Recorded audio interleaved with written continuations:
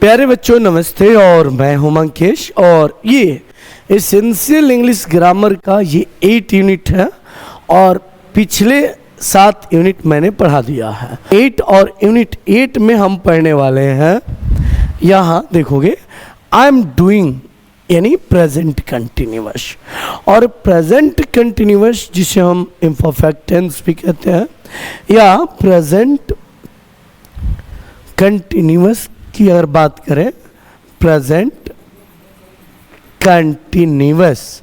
और कंटिन्यूअस का मतलब होता है जारी रहना, प्रोग्रेस, ऑन प्रोग्रेस, या कहीं कहीं आप प्रोग्रेसिव टेंस भी कहते हैं, प्रोग्रेसिव या प्रेजेंट इम्परफेक्ट टेंस भी कहा जाता है।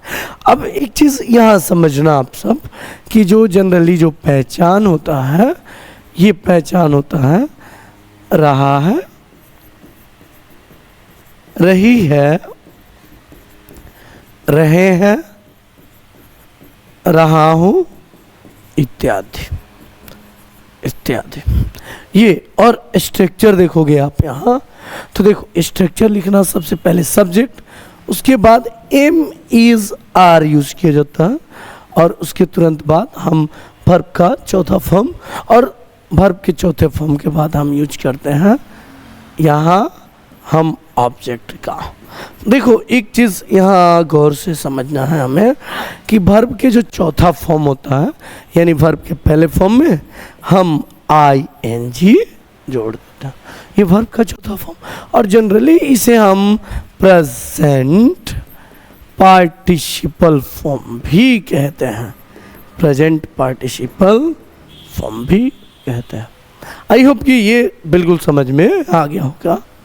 और ये अगर हमें कॉन्ट्रैक्शंस में लिखने हो तो अब एक चीज़ यहाँ थोड़ा हम ध्यान देंगे कि आई के साथ हम हमेशा एम का यूज़ करते हैं, वी के साथ हम आर का प्रयोग करते हैं, यू के साथ हम आर का प्रयोग करते हैं, और ही सी इट या सिंगल नाउन के साथ हम हमेशा इज का प्रयोग करते हैं।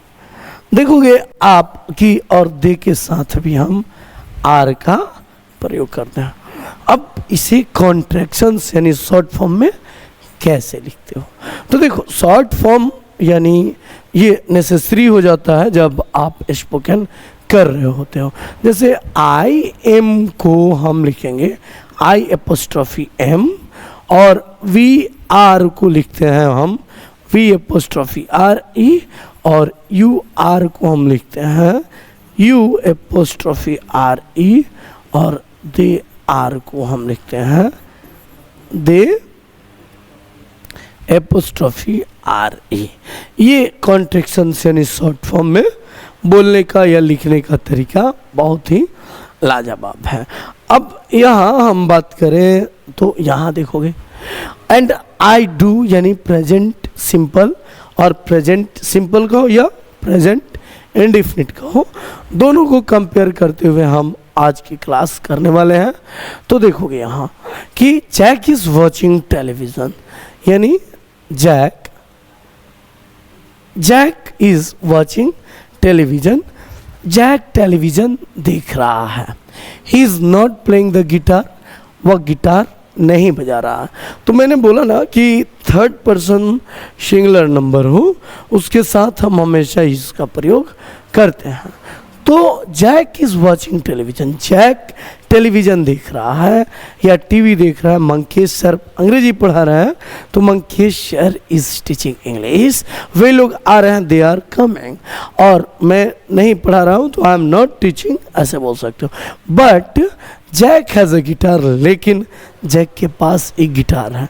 तो यहाँ हैज का प्रयोग किया गया है और थर्ड पर्सन सिंगुलर नंबर में हमने बताया था कि हम हमेशा हैज़ का प्रयोग करते हैं। ही ऑफन प्लेज इट, वह अक्सर इसे बजाता है, यानी इट का प्रयोग हम यहाँ इंट्रोडक्टरी के सेंस में किया, यानी इट का प्रयोग हम गिटार के लिए किए हैं, यानी वह अक्सर गिटार बजाता है, and he plays very well, और वह बहुत अच्छा बजाता है। तो यहाँ एक चीज़ देखोगे यहाँ कि ही प्लेज, यानी ये जो सेंटेंस है ये सिंपल प्रेजेंट का सेंटेंस, यानी जैक प्लेज द गिटार, यानी जैक गिटार बजाता है, यानी ये सिंपल प्रेजेंट का सेंटेंस है। अब देखो बट, लेकिन ही is not playing the guitar now, लेकिन वह अभी गिटार नहीं बजा रहा है। He is not playing guitar now, यानी वह गिटार अभी नहीं बजा रहा।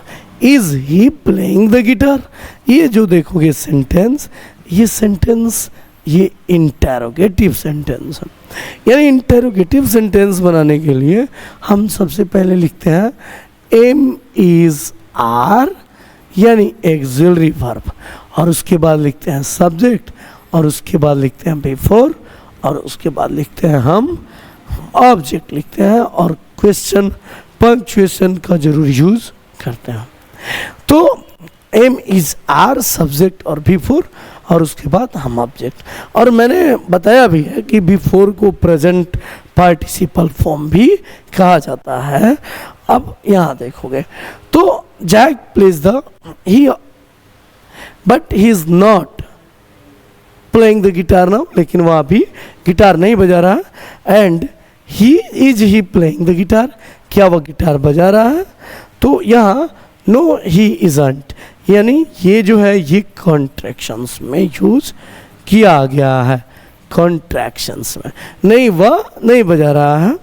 Does he play the guitar, क्या वह गिटार बजाता है? यस ही डज, हाँ बजाता है, हाँ वह बजाता है। अब यहाँ हम बात करें सेकेंड में, यानी बी पार्ट में, तो प्रेजेंट कंटिन्यूअस यानी आई एम डूइंग, मैंने बताया है सब्जेक्ट लिखते हैं, सब्जेक्ट के बाद हम एम इज आर लिखते हैं, और यहाँ बिफोर, और उसके बाद लिखते हैं हम ऑब्जेक्ट, हम ऑब्जेक्ट, हम ऑब्जेक्ट लिखते हैं, और ऑब्जेक्ट के बाद हम यहाँ हमेशा फुल स्टॉप देते हैं। और मुझे उम्मीद है कि ये बिल्कुल क्लियर समझ में आया होगा। अब यहाँ देखोगे, यानी नाउ का मतलब जो होता है प्यारे बच्चों, ये अब at the time of speaking, यानी प्रेजेंट कंटिन्यूअस टेंस का यूज करते कब है? तो प्रेजेंट कंटिन्यूअस टेंस का यूज एट द स्पीकिंग, यानी कोई काम कर रहे होते हैं, और या जो एक्शन जारी रहता है, और उस वक्त कोई वक्ता या स्पीकर बताता है, तो इसके लिए हम यूज करते हैं प्रेजेंट कंटिन्यूअस का। अब यहाँ हम बात करें पास्ट की, यहाँ पास्ट देखोगे, यहाँ पास्ट, तो यहाँ देखो पास्ट, यानी यहाँ समझना है कि अभी, यानी नाउ जो अभी चल रहा है, यानी प्रेजेंट की बात हो रही है, और अभी से पहले यानी हम पास्ट की बात करते हैं, और अभी से बात यानी फ्यूचर यानी भविष्य काल की बात कर रहे होते हैं। तो देखोगे यहाँ प्लीज बी क्वाइट, शांत रहो, please be quite, I am working, मैं काम कर रहा हूँ, आई एम वर्किंग, मैं काम कर रहा हूँ। Tom is having a shower at the moment, यानी टॉम इस समय स्नान कर रहा है। तो एट द मोमेंट का मतलब होता है कि इस क्षण या अभी, तो टॉम इज हैविंग, तो देखोगे यहाँ हैव, और हैव का सेकेंड फॉर्म हैड, और थर्ड फॉर्म हैड, और फोर्थ फॉर्म जो होता है हैविंग, तो हमने V4 यूज किया, यानी Tom is having a shower at the moment, यानी टॉम इस क्षण स्नान कर रहा है। And take an umbrella with you, यानी अपने साथ छाता ले लो, यानी कहा गया है take an umbrella with you, अपने साथ छाता ले लो।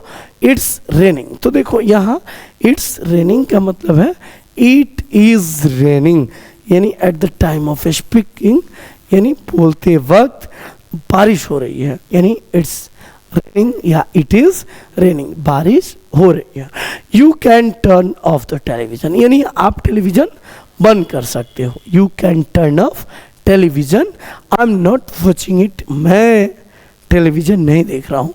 यहाँ इट का प्रयोग हम इंट्रोडक्टरी सेंस में यूज किया है, यानी टेलीविजन के लिए यूज किया है। यानी I am not watching television, मैं टेलीविजन नहीं देख रहा हूँ। अब अगला है, यहाँ देखोगे, why are you under the table, यानी तुम टेबल के नीचे क्यों।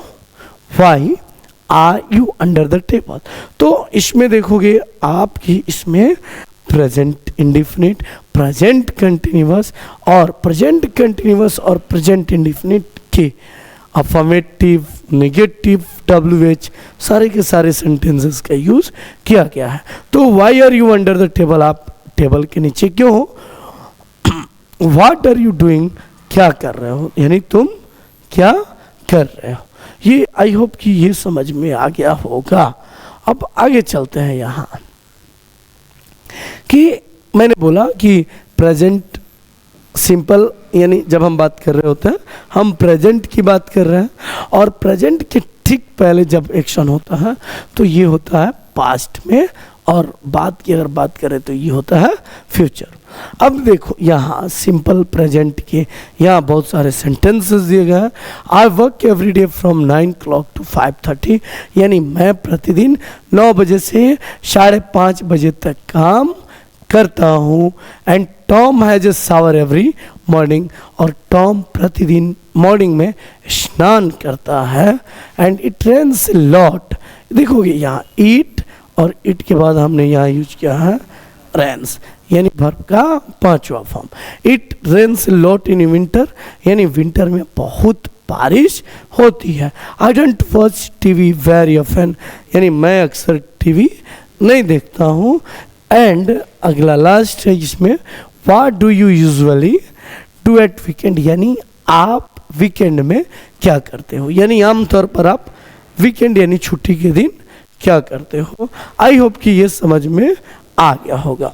अब आगे चलोगे, यहाँ डी है और डी में हम देखेंगे कि यहाँ देखो वी डू नॉट यूज, यानी हम लोग प्रयोग नहीं करते this verb in the present continuous, यानी कहने का मतलब हम प्रेजेंट सिंपल या में ही वर्ब का पहला फॉर्म या वर्ब का 5वां फॉर्म यूज करते हैं, लेकिन प्रेजेंट कंटिन्यूअस कहो या प्रेजेंट इम्परफेक्ट कहो या प्रेजेंट कंटिन्यूअस कहो, हम हमेशा वर्ब का चौथा फॉर्म यूज करते हैं। जैसे या लाइक, ये prefer, want, need, know, mean, तो लाइक मिस पसंद करना, प्रेफर मिस तवज्जो देना, वांट मिस जाना, नीड मिस जरूरी, नो मिस जानना, मीन का मतलब होता है मतलब, अंडरस्टैंड का मतलब होता है समझना, और बिलीव का मतलब होता है विश्वास करना,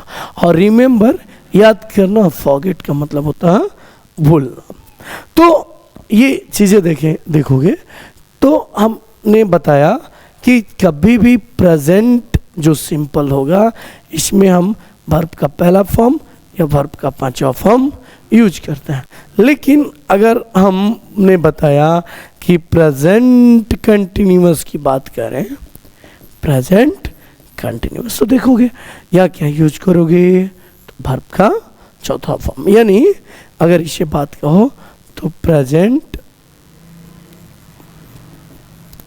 पार्टिसिपल फॉर्म हम कहते हैं, यानी वर्ब के पहले फॉर्म में ING का प्रयोग करते हैं। यानी we use only present simple with this verb, यानी प्रेजेंट सिंपल में हम इस तरीके के वर्ब का यूज करते हैं, जैसे लाइक, वांट, यानी वर्ब का पहला फॉर्म या वर्ब का 5वां फॉर्म।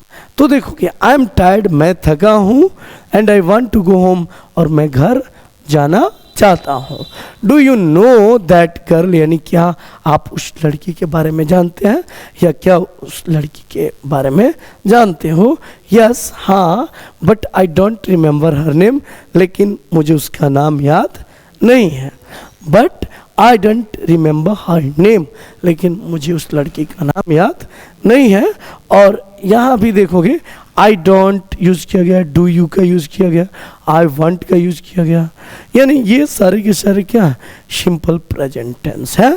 अब यहाँ देखोगे आई डोंट अंडरस्टैंड, मुझे समझ में नहीं आता या मैं नहीं समझ पाता हूँ, व्हाट डू यू मीन, इसका मतलब क्या है, व्हाट डू यू मीन। अगर वही रहता कि राम का क्या मतलब है, what does yes Ram mean, यानी राम का क्या मतलब है।